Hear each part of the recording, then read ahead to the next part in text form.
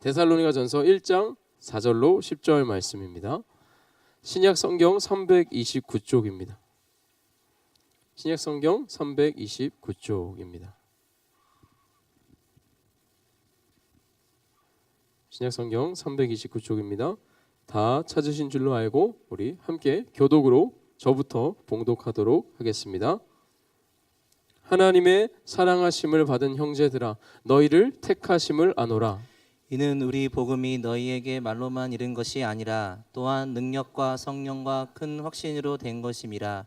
우리가 너희 가운데서 너희를 위하여 어떤 사람이 된 것은 너희가 아는 바와 같으니라.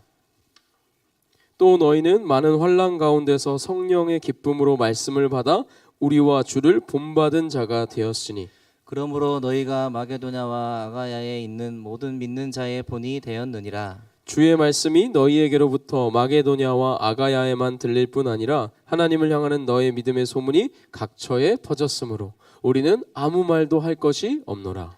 그들이 우리에 대하여 스스로 말하기를 우리가 어떻게 너희 가운데에 들어갔는지와 너희가 어떻게 우상을 버리고 하나님을 섬기는지와 또 다함께 또 죽은 자들 가운데서 다시 살리신 그의 아들이 하늘로부터 강림하실 것을 너희가 어떻게 기다리는지 말하니 이는 장래의 노하심에서 우리를 건지시는 예수시니라. 아멘. 네, 여러분 오늘은 청년 헌신 예배 주일입니다. 그래서 저희 청년부 그 친구들이 이런 제안을 했습니다. 저희 청년부 예배 오후 1시에 드려지는 예배 형식처럼 한번 드려봤으면 좋겠다라고 해서 저희 청년부는 설교전 질문이 있습니다. 설교전 질문 한 번만 띄워주시면 감사하겠습니다. 자, 한번 같이 읽어볼까요? 시작. 당신의 꿈. 네, 이거를 짧게 옆에 앞뒤 양옆에 있는 분들과 당신의 꿈에 대해서 간략하게 한번 이야기하는 시간을 갖도록 하겠습니다. 네, 한번 띄워주십시오. 네, 그다음 네.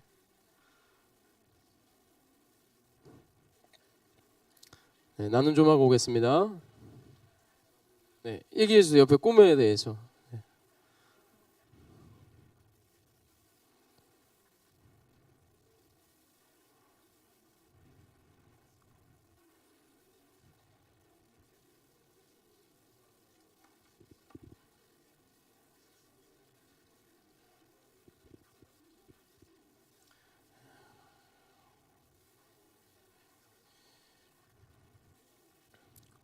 꿈이 무엇인지. 네.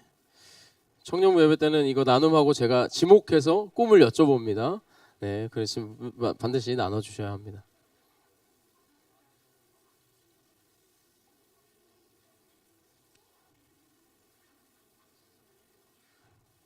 네, 됐습니다. 좋습니다. 자, 우리 한번 제가 여쭤보도록 하겠습니다. 청년 예배이기 때문에 청년부에게 먼저 말하겠습니다. 청년부 꿈이 무엇인지 말해줄 수 있는 분 계신가요? 네, 진자매 역시 감사합니다. 간호사, 간호사가 꿈이군요. 네, 좋습니다. 감사합니다. 박수 한번 주시고, 네. 자, 그다음 우리 나눠주실 또 이제 신앙의 선배분들이 계신가요? 이거 안 하시면 제가 이제 지목을 하게 되는데, 네. 우리 현민이 꿈이 무엇인가요? 스포츠 마케터. 네, 스포츠 마케터 현민이의 꿈을 기억해 주십시오, 여러분. 네, 감사합니다.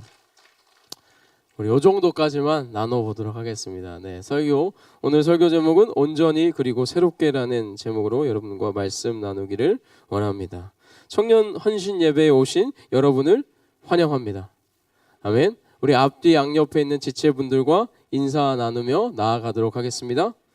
참 잘 오셨습니다.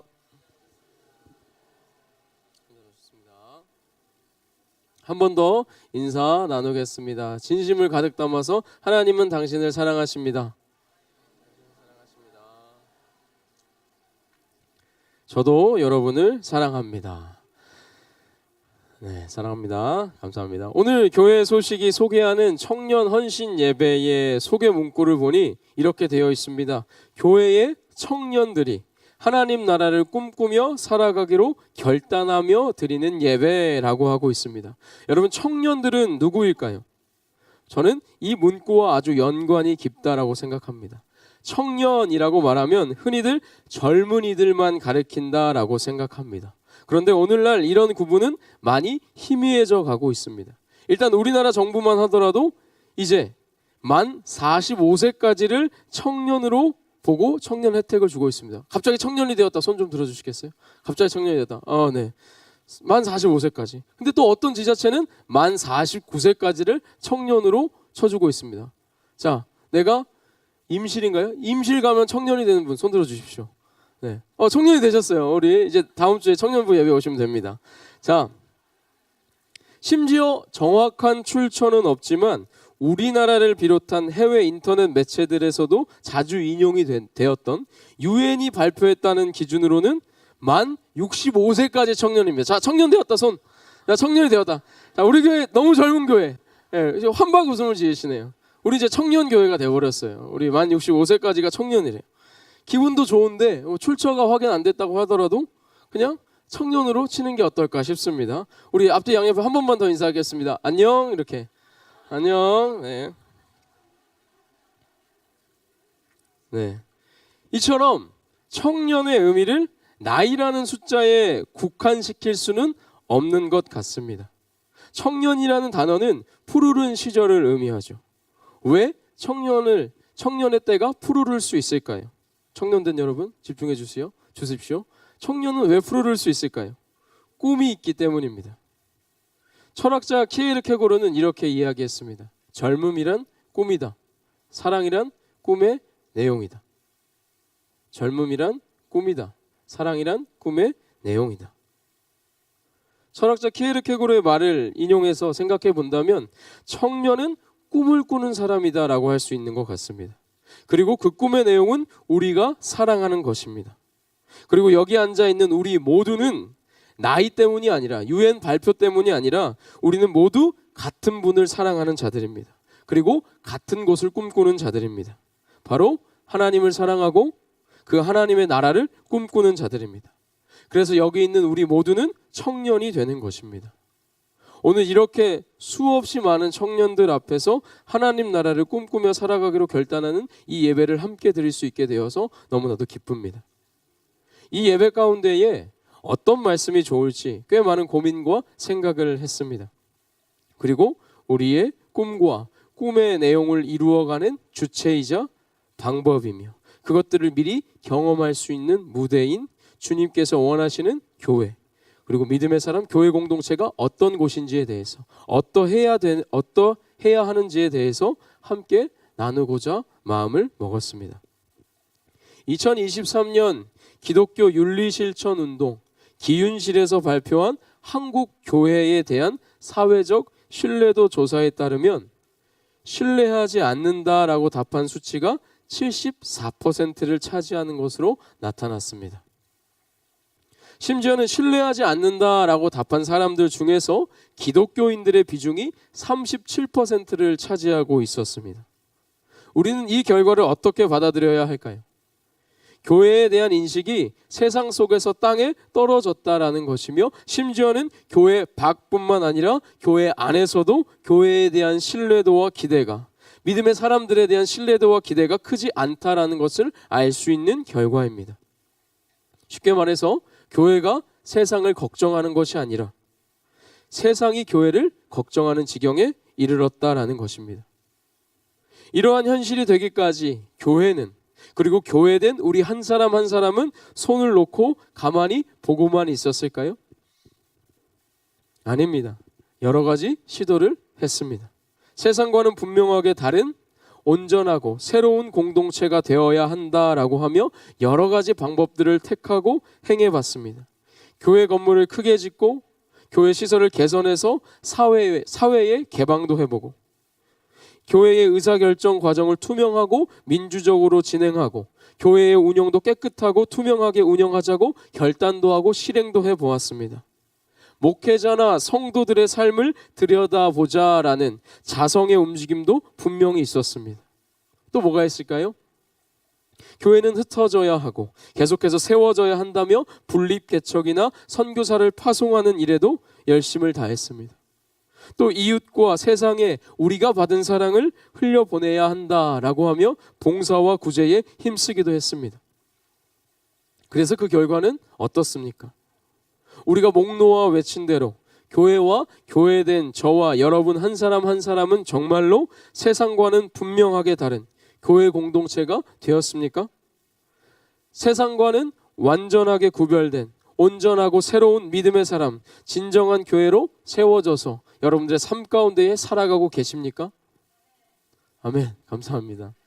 여기서 우리 중 진이자매 빼고 우리 중 그 누구도 그렇다고 정말 그렇게 나는 그리고 우리는 진정 새로운 공동체가 되었고 진짜 믿음의 사람으로 살아가고 있다라고 말하지 못하는 이유는 부끄럽지만 그 수많은 시도와 여러 가지 노력들에도 불구하고 완전히 구별된 교회와 온전히 새로운 교회 공동체라 부르기에는 한없이 부족한 우리들의 모습을 잘 알고 있기 때문일 것입니다.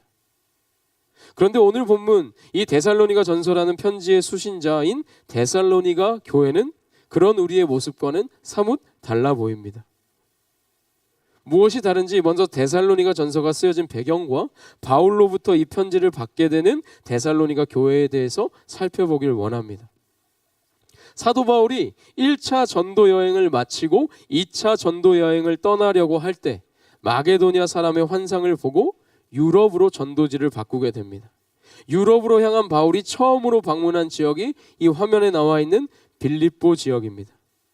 빌립보에서 큰 부흥을 경험한 그가 이동한 지역이 바로 빌립보 서남쪽에 위치한 데살로니가였습니다.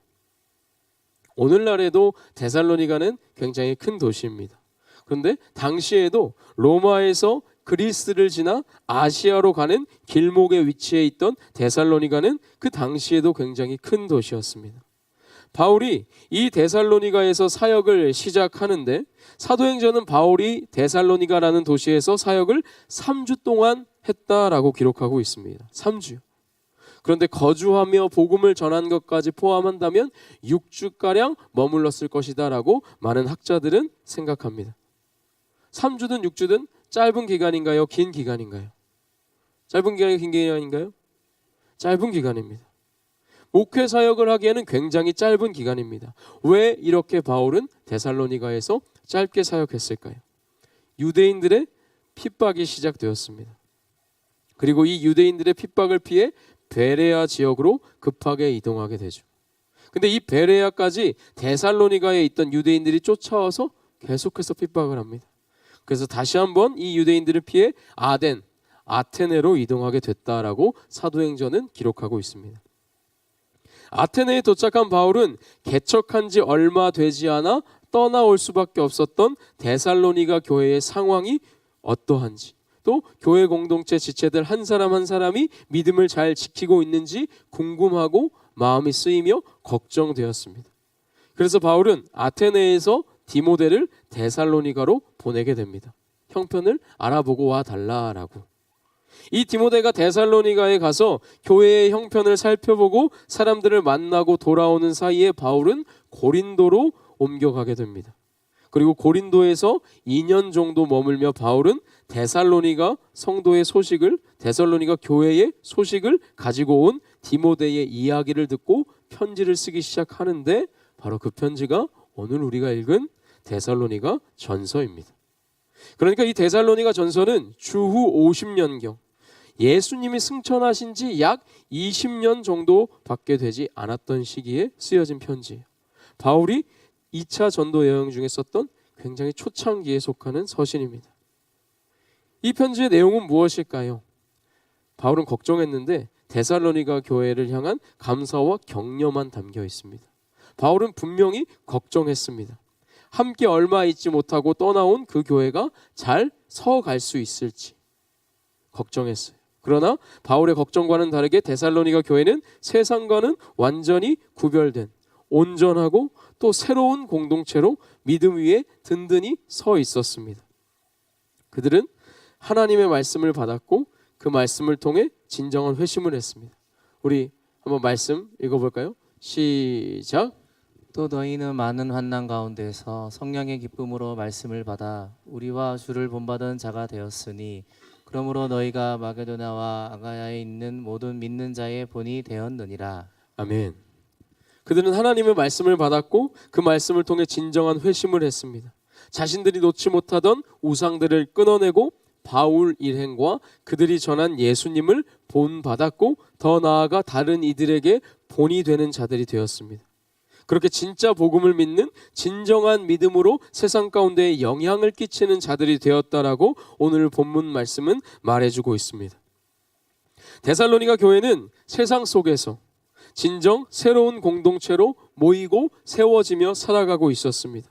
어떻게 이것을 해낼 수 있었을까요? 오늘 본문 말씀을 통해 온전하고 새로운 공동체가 되는 첫걸음을 우리도 시작하길 원합니다. 그리고 그 첫걸음은 주님 앞에 모두 청년된 우리가 꿈꾸는 하나님 나라와 하나님의 사랑을 이루는 걸음으로 이어질 것을 믿으시길 바랍니다. 우리 말씀 한 번 더 읽어보겠습니다. 4절 시작. 하나님의 사랑하심을 받은 형제들아 너희를 택하심을 아노라. 바울 사도는 이야기합니다. 데살로니가 교회의 모습을 보고 이들이 하나님의 택하심을 받았다라는 것을 알 수 있다고 이야기합니다. 확신에 차서 이야기합니다. 바울로 하여금 데살로니가 교회 성도들이 하나님의 택하심을 받았다라고 확신하게 한 이 교회 성도들의 모습이 바로 온전하고 그리고 새로운 공동체가 될 수 있는 길일 것입니다. 그 모습은 무엇인가? 말씀 또 읽어보겠습니다. 5절부터 8절입니다. 시작. 이는 우리 복음이 너희에게 말로만 있는 것이 아니라 또한 능력과 성령과 큰 확신으로 된 것임이라. 우리가 너희 가운데에서 너희를 위하여 어떤 사람이 된 것은 너희가 아는 바와 같으니라.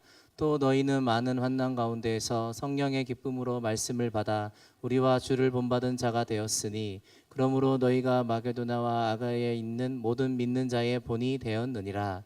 주의 말씀이 너희에게로부터 마게도냐와 아가야에게만 들릴 뿐 아니라 하나님을 향하는 너희 믿음의 소문이 각처에 퍼졌으므로 우리는 아무 말도 할 것이 없노라. 아멘. 5절과 8절 어떠한 모습이 나타났는가? 정리해보자면 첫 번째, 온전한 복음이 전해졌습니다. 우리 함께 읽어볼까요? 시작. 온전한 복음이 전해지는 것. 말뿐인 복음이 아니라 진정한 복음이 그들에게 전해졌다라고 합니다. 능력과 성령과 큰 확신으로 복음을 전했다라고, 복음이 전해졌다라고 바울은 밝히고 있습니다. 복음을 제한하거나 내 입맛대로 바꿔서 혹은 듣는 사람을 편하게 해주려 복음에 설탕을 발라서 복음탕후루를 만든 게 아니라 복음을 온전하게 전했다라는 겁니다. 청년들이 웃을 줄 알았는데 안 웃네요. 네. 두 번째 한번 읽어보겠습니다. 시작. 환난 중에도 기쁨으로 복음을 믿는 것. 바울과 바울 일행이 전한 그 복음을 환난 중에도 기쁨으로 받았다라고 말하고 있습니다. 받았다라는 것은 믿었다라는 것이죠. 상황과 환경에 구애받지 않고 언제나 기쁨으로 믿었다라는 것입니다. 세 번째 한번 읽어볼까요? 시작. 본을 따르는 모습. 진정한 복음을 전한 바울 일행과 예수님을 본받는 모습이 그들 가운데에 나타났다라고 이야기합니다. 여러분 이것은 굉장히 중요한 것입니다. 예수님만 본받으면 되지라고 말하는 사람들이 있습니다. 그러나 성경은 분명하게 이야기합니다. 공동체 안에서 예수를 믿어 예수 닮기 위해 애쓰며 살아가는 다른 지체들을 본받아라라고 이야기합니다. 그런데 오늘날에는 많은 이들이 본받는 것을 싫어합니다. 맞는 말처럼 보이는 예수님만 본받으면 되지라는 말을 내가 편하기 위해 이용합니다.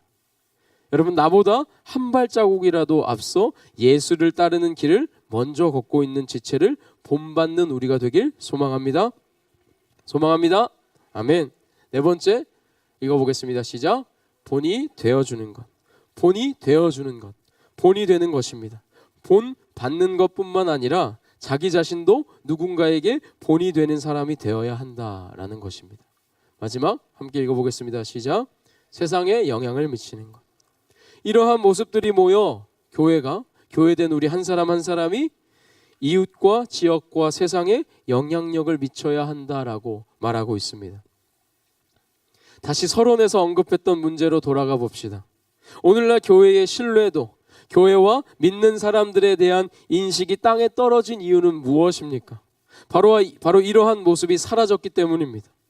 여러 가지 시도들을 했지만 교회 공동체가 온전하고 새로워져서 세상과 선명하게 구별된 공동체와 사람이 되지 못한 이유는 무엇입니까? 성경에서 말하는 하나님과 세상에도 칭찬받는 사람, 믿음의 사람과 공동체가 되지 못한 이유는 무엇입니까? 간단합니다. 이 5가지 모습이 사라졌기 때문입니다. 오늘날에도 복음이 전해지고 그것을 듣고 회심하여 믿는 사람들이 있지만 그 다음 단계에서 막히게 됩니다. 본을 보이고 본이 되는 것을 나의 편의와 내 유익과 만족을 위해서 외면하기 시작합니다. 그렇기 때문에 믿는다라고 말하면서도 예수를 닮은 삶의 모습, 복음에 합당한 일상의 모습은 사라져갑니다. 그런데 이 문제는 비단 지금 나 자신, 내가 속한 세대에만 문제가 되는 것이 아니라 다음 세대, 그 다음 세대까지 영향을 미치는 일입니다. 본이 되고 본을 따르는 자들이 사라지니 신앙의 전수가 사라집니다. 신앙의 전수가 일어나지 않습니다. 다음 세대에 신앙이 전수되지 않습니다. 교회의 다음 세대가 사라져가는 이유는 무엇입니까? 우리가 본이 되려고도 본을 받으려고도 하지 않기 때문입니다. 우리 자녀 세대가 신앙을 저버리는 이유는 무엇입니까? 부모 세대의 삶 속에서 예수 닮은 모습이 사라졌기 때문입니다.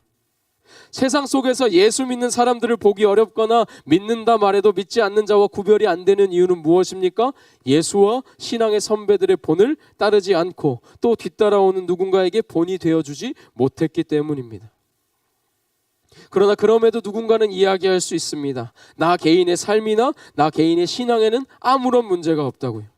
그럴 수 있습니다. 그러나 성경이 말하는 본 받고 본이 되주는 모습이 없다면 믿는다라고 말한 그 믿음이 반쪽짜리 믿음일 뿐이겠죠. 어디서부터 문제가 발생한 걸까요? 본을 받는 단계에서 발생한 걸까요? 아닙니다. 그 전부터 문제는 발생했습니다. 우리가 복음을 받을 때부터 문제는 발생했습니다. 여러분, 복음, 예수를 믿는 것 하면 무엇을 떠올리십니까? 예수를 믿는 것 하면 무엇을 떠올리십니까? 예수 믿고 죽으면 천국 가는 것, 이 정도의 극히 부분적이고 제한적인 복음만을 대부분 많이 떠올립니다. 왜요? 그렇게 들었거나 그냥 그렇게 믿는 것이 내 삶이 편하기 때문이죠. 그렇게 떠올리지 않더라도 저는 그런 복음을 믿지 않습니다라고 말해도 삶으로 그렇게 복음의 일부만을 믿는 사람처럼 살아갑니다. 일주일에 한 번 주일에 교회 나오는 것으로 충분하고 내 삶은 어떠하든지 상관없고 그냥 보통 사람들처럼 법 안 어기고 그럭저럭 적당히 착하게 살아가면 되는 것처럼 살아갑니다. 그렇다면 반쪽 복음을 믿고 있을 확률이 큽니다. 내 삶의 모든 영역과 선택지들 앞에서 하나님이 가장 우선이어야 하고 그분의 말씀을 날마다 사모하고 배우기 위해 애쓰고 공동체와 함께 예배드리고 그 예배드리는 시간을 소중히 여기며 목숨같이 지켜야 한다라는 모습은 사라진 지 오래입니다.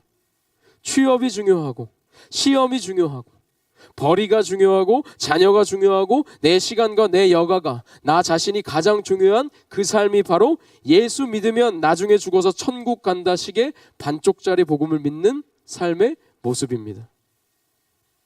위에서 열거한 모든 것들이 중요하지 않다라고 말하고 싶지 않습니다. 취업도 중요하고 시험도 중요합니다. 자녀도 중요하고 내 시간도 내 여가도 중요합니다.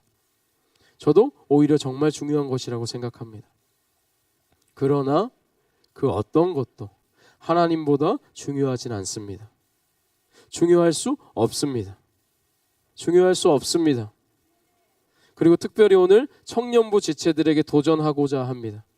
여러분들이 지금 중요하다라고 생각하는 것들보다 더 중요한 것들이 날마다 여러분들의 앞으로의 삶 속에서 계속해서 등장할 것입니다. 이게 제일 중요하다 생각했는데 그것보다 더 중요한 게 등장할 거예요. 그래서 지금 훈련하지 않는다면, 미리 내려놓는 연습을 하지 않는다면 세상과 구별된 온전하고 새로운 그리스도인으로서 살아갈 수 없습니다. 그러한 믿음은 좋게 말해서 반쪽짜리이지 불신자와 다름이 없습니다. 그러면 우리가 예수 그리스도의 복음을 믿습니다라고 고백할 때 그 복음은 무엇입니까? 예수 그리스도의 십자가 죽음과 부활로 내가 사망에서 생명으로 옮겨졌으며 그 은혜로 구원받았다. 아멘. 여기서 구원받았다의 구원이 죽어서 천국 가는 것만을 뜻하는 것이 아니다라는 거예요. 바로 오늘 내가 두 발을 딛고 살아가는 이 땅과 나의 현실과 나의 상황 속에서도 예수 그리스도의 생명과 그분으로 인한 기쁨으로 살아갈 수 있게 되었다라는 것이 구원입니다. 예수 그리스도의 십자가 죽음과 부활로부터 이미 시작된 기쁘고 영광스러운 그 하나님 나라를 죄로 어그러지고 여전히 슬픔과 고통이 넘치는 이 세상 속에서도 내가 누리며 살 수 있게 되었다라는 것이 구원입니다. 육신은 이 땅에 속했지만 지금도 하나님 나라의 질서와 하나님의 통치를 받으며 살아갈 수 있게 되었다라는 것이 구원입니다. 이것이 우리가 받은 구원임을 기억하시길 바랍니다. 그렇기에 복음을 믿는 그리스도인은 눈에 보이는 상황과 환경에 질 수가 없는 사람들입니다.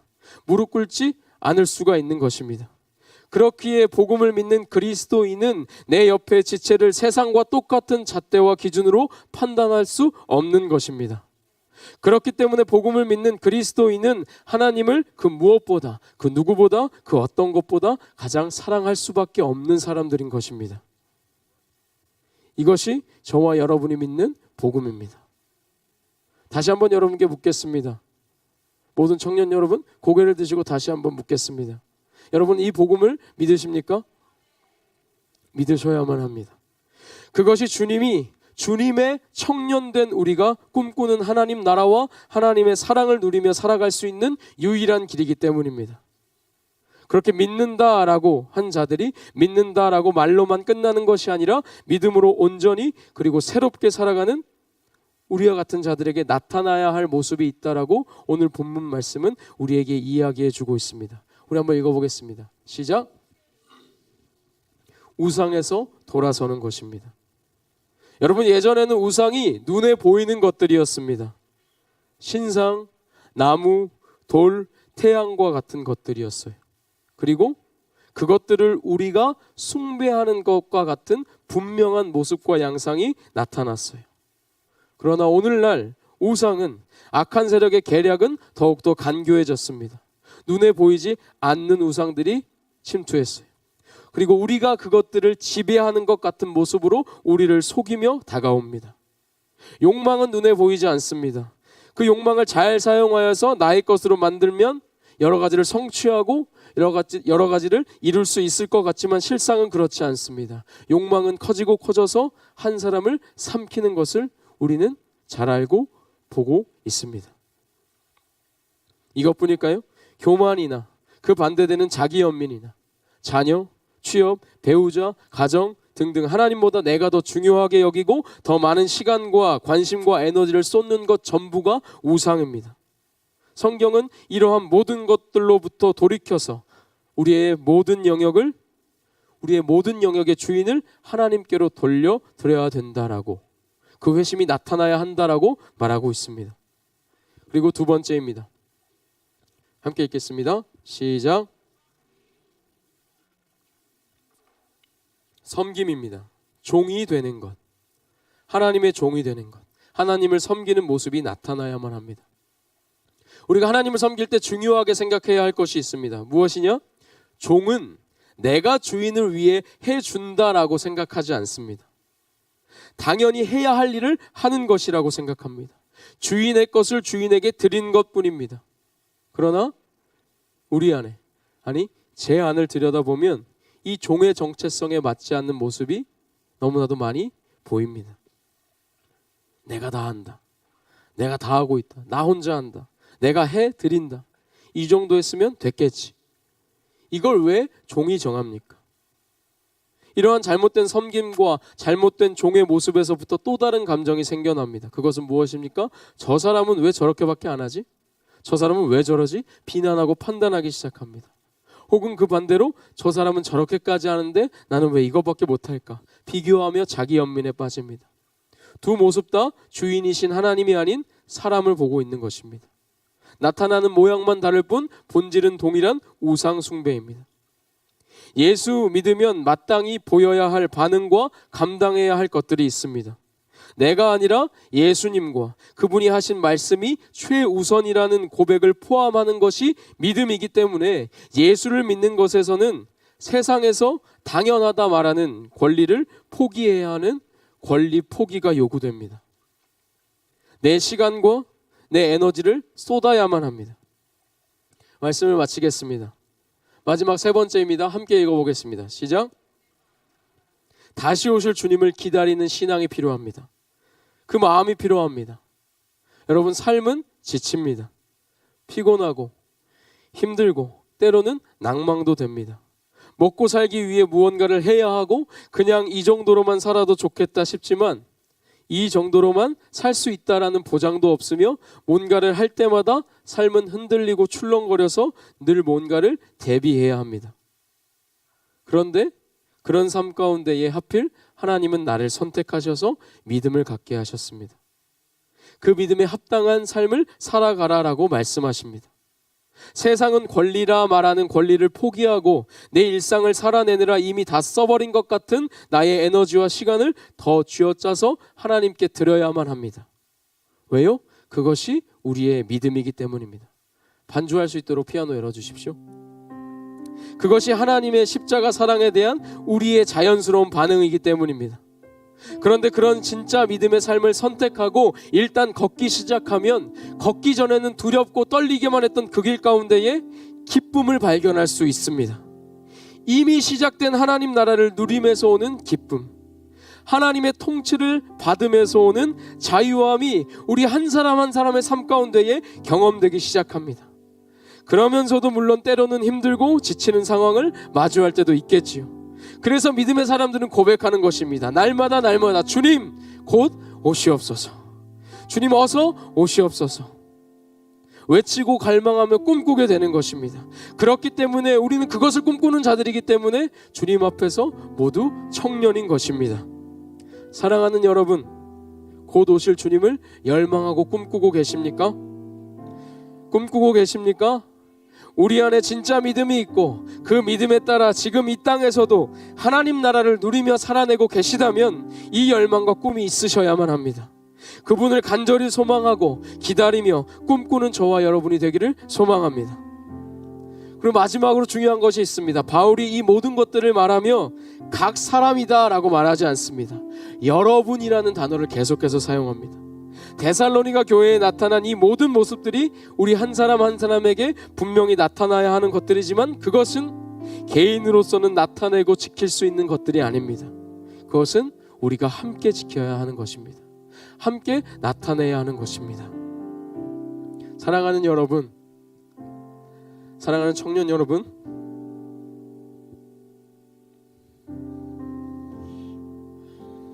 반쪽짜리 복음이 아닌 온전한 복음을 받으시고 믿으십시오. 새로워지십시오. 말씀을 사모하고 말씀을 알고 믿으시길 소망합니다. 그 말씀을 알기 위해 안간힘을 다하길 소망합니다. 그에 따른 회심으로 복음에 합당한 삶을 살아내는 청년들이 되길 소망합니다. 내가 권리라 생각하고 말하던 것들을 내려놓고 예수 그리스도의 종의 정체성을 회복하는 청년이 되길 소망합니다. 본을 따르고 본이 되어 주십시오. 다음 세대에게 이 신앙을 전수하여 주십시오. 성경이 말하는 온전하고 새로운 공동체, 믿음의 사람의 조건은 재정이 투명하고 의사결정 과정이 민주적이며 성비위나 윤리적인 문제가 없는 곳을 말하는 게 아닙니다. 이런 것들은 교회라면 마땅히 따라오는 것들이지 조건일 수는 없습니다. 성경이 말하는 온전하고 새로운 교회와 하나님의 사람의 선결 조건은 단 한 가지입니다. 내가 온전한 복음을 믿는 것, 내가 그 온전한 복음을 믿고 따르는 것입니다. 그리고 그 믿음에 따라 본을 따르고 본이 되어 진짜 믿음, 진짜 신앙을 온 힘을 다해 전수하는 것입니다. 그리고 그때 우리는 비로소 온전하고 새로운 세상과 구별된 믿음의 공동체, 하나님의 사람, 하나님의 청년들이 될 수 있을 것입니다. 이 일을 꿈꾸는 우리가 되길 소망합니다.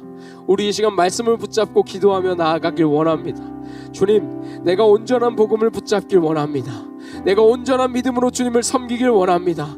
내가 다시 오실 주님을 대망하며 나에게 주어진 삶을 믿음으로 살아내길 소망합니다. 나의 지치고 고된 이 삶 가운데에, 이 지난한 상황 가운데에서 주님을 바라보길 원하오니 주님 내게 힘 주시옵소서. 우리 청년들의 삶 가운데에 힘을 주시옵소서라고 우리 간절히 기도하며 나아가겠습니다. 기도합니다. 주여!